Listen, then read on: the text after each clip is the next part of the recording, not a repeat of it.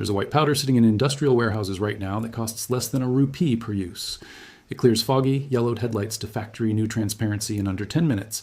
No sanding, no kits, no shop appointment. Just powder, water, and a cloth. The same compound has been trusted by NASA, Zeiss, and Precision Optical Labs for over a century, and the automotive world has never once put it on a shelf next to the motor oil. That silence is worth a very close look. Walk into any auto parts store today, and you'll find an entire aisle dedicated to headlight restoration.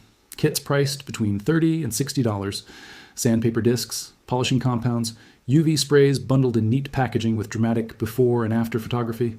Body shops will quote you anywhere from $150 to $300 for a professional restoration. Drivers pay it, go home satisfied, and then watch their headlights slowly cloud right back up within 6 to 12 months. Consumer Reports tested multiple over-the-counter kits in 2018 and found that every single one showed significant rehazing within a year. Not one delivered lasting results. The manufacturers know this. The cycle is not a design flaw, it is the design. A product that works once and needs repeating is a subscription disguised as a solution. But before we get into what actually works, it's worth understanding what you're actually fighting, because most drivers don't. Before 1992, nearly every headlight on the road was made of glass. Glass is naturally resistant to ultraviolet radiation. A glass headlight could last the full life of a vehicle without turning yellow or hazy. Then the automotive industry made a coordinated switch to polycarbonate plastic across almost every production line. The stated reason was safety. Polycarbonate doesn't shatter the way glass does. That part is true. But the more relevant reason was cost. Polycarbonate is dramatically cheaper to manufacture and mold at factory scale.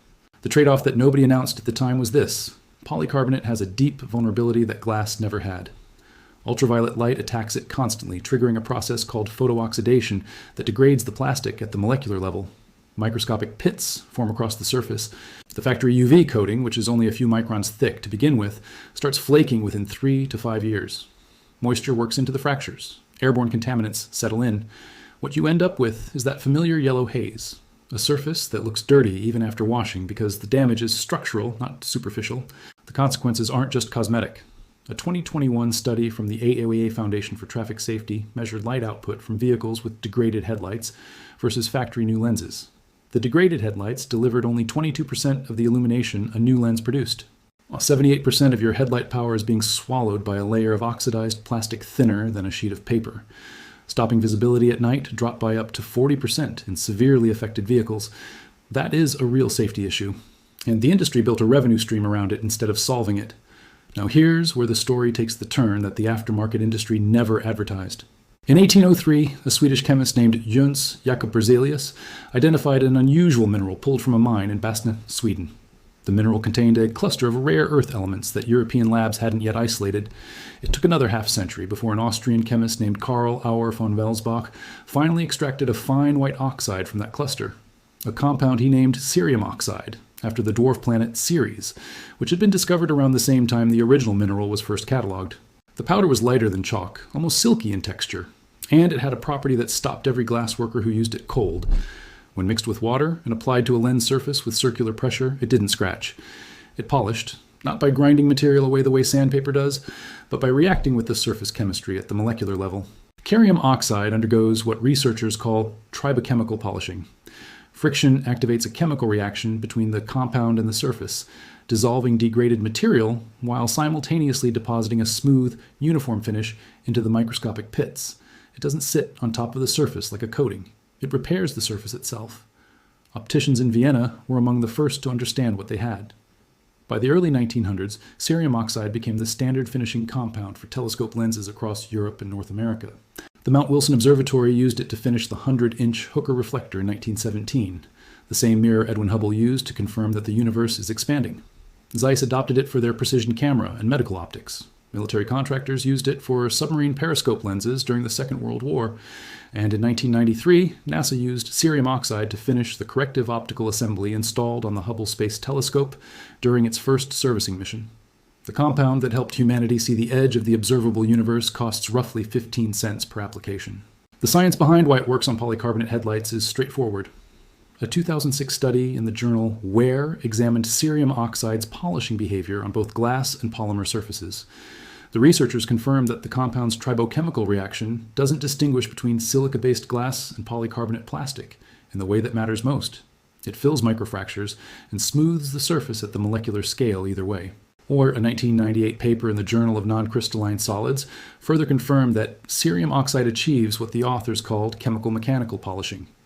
The compound chemically reacts with oxidized surface bonds, while the mechanical friction of application removes degraded materials simultaneously. That dual action is what separates it from every kit on the store shelf. Kits apply a temporary coating over the damage. Cerium oxide repairs the damage itself. The reason it hasn't appeared in automotive retail comes down to simple economics, not scientific obscurity. A 50-gram bag of cerium oxide powder is available online for $1 to $3. That bag contains enough compound for 8 to 12 full headlight restorations. The cost per application works out to roughly 15 to 25 cents. You cannot build a recurring revenue model around a compound that costs nothing, has been in the public domain since the 19th century, and works well enough that customers never need to return. The profit margin on branded restoration kits exceeds 400%.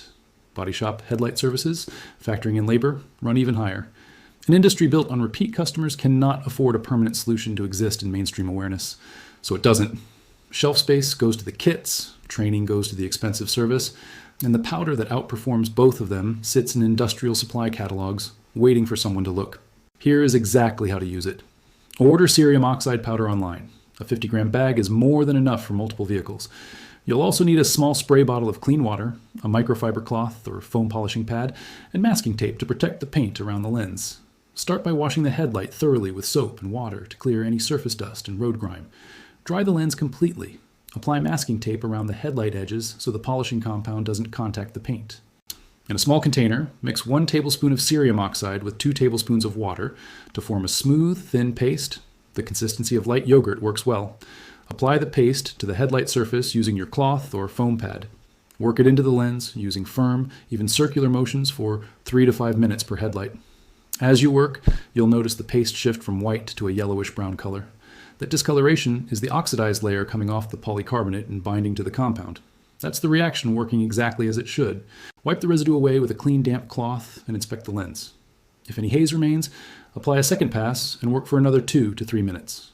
Once the lens clears, rinse with water and dry with a fresh microfiber towel. For vehicles parked in direct sunlight year-round, a light coat of Automotive clear coat spray over the finished lens adds UV protection and extends results further. That step is optional. Cerium oxide leaves the surface smoother and more UV stable than the original factory coating. But it's a useful addition if your car lives outdoors full time. Total time for both headlights is under 15 minutes. Total material cost is under $1.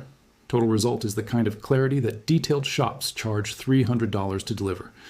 A few realistic notes before you start.